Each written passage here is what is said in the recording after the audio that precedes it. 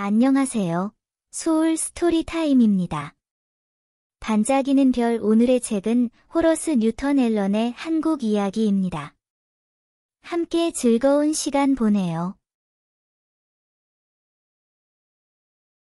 스토리 번호 03 마법의 와인 주전자. 아니면 고양이와 개가 왜 적대적인가?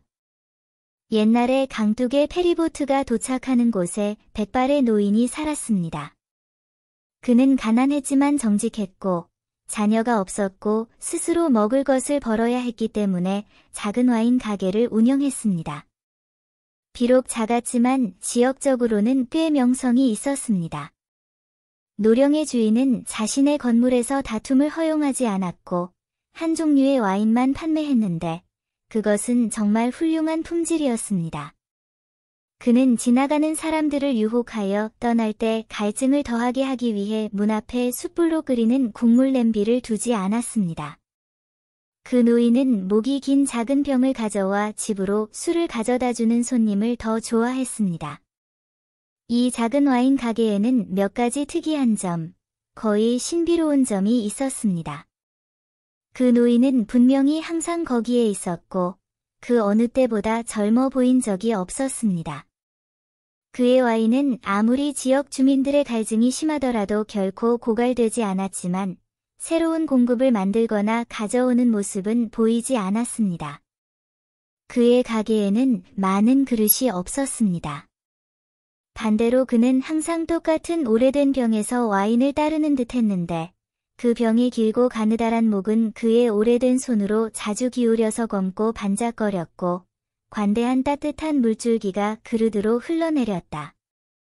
그러나 이것은 오래전의 탐구의 문제가 아니었으며 호기심이 많은 낯선 사람이 나타나야만 이 주제가 다시 논의될 수 있었다. 이웃들은 그 노인이 철저히 훌륭하고 그의 와인이 더 좋다고 확신했다. 게다가 그는 다른 사람들이 훨씬 열등한 품목을 판매하는 것만큼 합리적으로 와인을 판매했다. 그리고 이것보다 더 중요한 것은 그들은 알고 싶어 하지 않았다. 적어도 그들이 한때 신경을 썼다면 그들은 그것을 극복했고 지금은 그냥 내버려 두는 것에 만족했다. 나는 그 노인에게 자식이 없다고 말했다.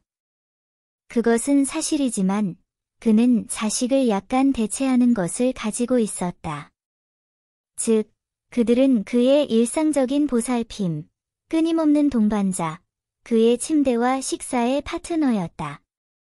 이 부수 자식들은 웃는 얼굴과 눈, 항상 경계하고 있지만 똑바로 서기에는 너무 부드러운 긴 실크 귀, 굵은 목, 길고 부드러운 황갈색 털로 덮여 있고 덥수룩한 꼬리로 끝나는 크고 둥근 몸을 가진 선량한 늙은 개에 불과했다.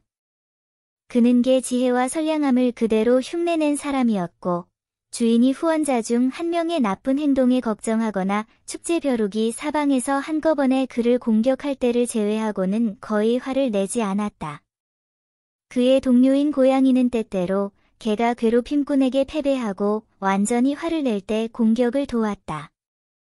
이 토마스는 또한 그만의 방식으로 캐릭터였고 그의 주된 야망이 꼬리를 잡는 것이었던 시절을 지나쳤지만 그는 나이가 그의 경박한 성향을 억제할 수 없을 만큼 강한 유머 감각을 가지고 있었습니다.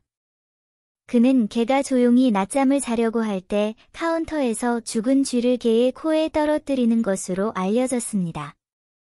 그리고 그는 꼬리를 풍선처럼 부풀리고 등을 구부리고 그런 행동에 완전히 충격을 받은 듯 보였고 놀란 개가 거의 피부에서 뛰쳐나와 끔찍하게 으르렁거리며 마치 야수를 쫓거나 야수에게 쫓기는 것처럼 돌아다녔습니다. 이 행복한 부부는 노인과 함께 가장 만족스러운 삶을 살았습니다. 그들은 밤에 그와 함께 작은 강방에서 잤고 그들의 주인만큼이나 미끄러운 기름종이로 덮인 따뜻한 돌 바닥을 즐겼습니다. 노인이 온화한 달빛이 비치는 밤에 담배 파이프를 피우고 별을 바라보러 나갔을 때 그의 동료들은 달려나가 세상에 자신들은 잠들지 않았지만 어둠이 나을 수 있는 모든 것을 마주할 준비가 되었다고 알렸습니다. 그들이 소유하고 있는 주인의 사적 안뜰에 어둠이 들어오지 않는 한 말입니다. 이 두 사람은 그때까지만 해도 날씨가 좋은 친구였다. 밥 한 그릇이 사치였을 때는 노인과 함께 있지 않았다. 그들의 시절은 성공적인 와인 가게 역사의 시기보다 앞선 것은 아니었다. 그러나 노인은 종종 그 옛날을 몸서리치며 회상했고 지친 인간 여행자의 모습으로 나타난 신성한 존재와 친구가 되어 자신의 주전자에 담긴 마지막 한 모금을 그에게 주었던 때를 매우 만족스럽게 생각했다. 그리고 그 작은 주전자의 내용물이 낯선 사람의 목구멍으로 끊임없이 흘러내렸을 때 낯선 사람이 그에게 호박처럼 보이는 사소한 작은 물건을 주며 이걸 당신의 주전자에 넣어요, 노인님. 그것이 거기에 있는 한 당신은 결코 마실 것이 부족하지 않을 겁니다. 라고 말했던 일을 생각했다. 그는 그렇게 했다. 그리고 주전자는 무언가로 무거웠고 그는 그것을 입술에 대었고 믿을 수 있을까? 가장 맛있는 와인이 그의 마른 목구멍으로 흘러내렸다. 그는 단지를 내려놓고 검은 속을 들여다보았다. 그는 단지의 옆면을 흔들었고 그 안에 엘프가 춤추고 큰 소리로 웃게 했다. 그는 눈을 감고 다시 한 모금 길게 마셨다. 그는 선의로 낯선 사람을 기억해냈고 그에게 술을 권하려고 했지만 그가 혼자라는 것을 알게 되었고 이상한 상황에 의아해하며 자신이 무엇을 해야 할지 생각하기 시작했다. 나는 여기 앉아서 계속 마실 수는 없어. 그러면 취해서 어떤 도둑이 내 단지를 가져갈 거야? 나는 와인만으로는 살 수 없어. 하지만 일자리를 구하는 동안 이 이상한 것을 두고 갈 수는 없어. 행운이 찾아온 다른 많은 사람들처럼 그는 잠시 동안 자신의 행운을 어떻게 해야 할지 몰랐습니다. 마침내 그는 와인 가게를 운영하는 계획을 세웠고 그 성공은 우리가 보았으며 아마도 노인이 작은 규모로 계속 운영한 데서 보여준 지혜에 대한 공로를 인정하지 않았을 것입니다. 그는 자신의 주전자를 돌려 도매로 와인을 생산하려고 시도함으로써 불쾌한 호기심과 공식적인 억압을 자극했습니다. 개와 고양이는 그 비밀을 알고 있었고 항상 주전자를 주시했고 그 주전자는 세 쌍의 눈 중 하나에서 한순간도 시야에서 벗어나지 않았습니다. 그러나 가장 밝은 날도 우울하게 끝나야 하듯이 이 즐거운 상태도 곧 가장 슬프고 광범위한 사고로 인해 망가졌습니다. 어느 날 동네에 노인의 와인이 바닥났다는 소식이 퍼졌다. 그의 병에는 한 방울도 남아있지 않았고 다시 채울 것도 없었다. 소식을 들은 사람들은 모두 달려가서 그것이 사실인지 확인했고 작은 지프로 엮은 오두막과 진흙담으로 둘러싸인 작은 안뜰은 곧 진실을 간절히 찾는 사람들로 가득 찼다. 노인은 그 말이 사실이라고 인정했지만 할 말이 별로 없었다. 개의 귀가 그의 뺨을 아무렇게나 덮고 있는 동안 그의 눈은 떨어졌고 그는 잠든 것처럼 보였지만 그가 눕기를 거부하는 끈기 있는 태도를 제외하고는 똑바로 앉아서 자신의 슬픔의 몫을 품위 있게 견뎌냈고 고개를 숙인 토마스는 온 가족에게 충분히 흥분한 듯 했다. 그는 불안하게 바닥을 걸으며 꼬리에 대한 정의가 신발이 걸려 넘어질 수 없는 더 높은 평면을 요구한다고 느꼈다. 그런 다음 카운터로 나중에는 지붕을 지탱하는 들보로 가서 초가 아래의 고양이와 쥐의 다락방을 만들었다. 모두가 노인에게 애도를 표했고 값싼 좋은 와인 공급이 고갈된 것을 한 명도 후회하지 않았습니다. 노인은 아무런 설명도 하지 않았지만 아무도 비밀을 모르니 그가 어떻게든 고객의 주전자에 호박 조각을 부었을 것이라고 마음속으로 결론지었습니다. 하지만 주전자를 누가 가지고 있는지는 짐작할 수 없었고 그것을 되찾을 방법도 생각할 수 없었습니다. 그는 밤에 스스로 조심스럽고 충분히 그 문제에 대해 이야기했고 개와 고양이는 주에 깊게 경청하며 서로에게 눈짓을 하며 무엇을 해야 할지 어떻게 친절한 옛 친구를 도울지에 대해 많은 생각을 했습니다. 마침내 노인은 잠이 들었고 그 옆에 마주 앉은 개와 고양이는 토론을 시작했습니다. 나는 그것을 냄새 맡을 수 있는 거리까지만 가면 그것을 감지할 수 있을 거라고 확신해. 하지만 그것을 어디에서 찾아야 할지 어떻게 알 수 있지? 그것은 수수께끼였지만 개는 동네의 모든 집을 수색하자고 제안했습니다. 우리는 단지 커로 갈 수 있어 봐. 알잖아. 내가 집안에 있는 고양이들을 불러 모으고 냄새 맡는 장치를 켜놓는 동안 나는 밖에 있는 개들과 대화를 나눌게. 뭔가 냄새가 나면 나한테 말해.